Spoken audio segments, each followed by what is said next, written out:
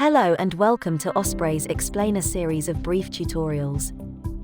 In this short video we will look at Osprey's Hygeenie High-Back Toileting Sling and highlight some of the features that make it so popular with healthcare professionals.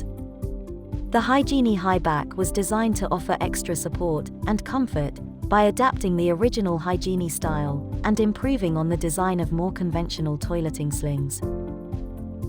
A unique feature of the Hygeenie High-Back Sling is the deep underarm cutouts. This allows the user to have their arms on the outside without dragging, which sometimes occurs with more traditional toileting slings. The High-Back offers additional stability and reassurance to the user, without compromising its function as a toileting sling.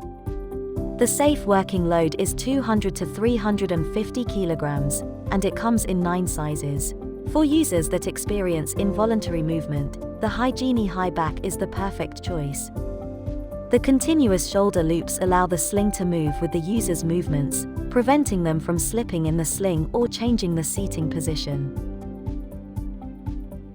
A clip and Velcro waistband comes as standard, and our Hygeenie fabric is easily cleaned.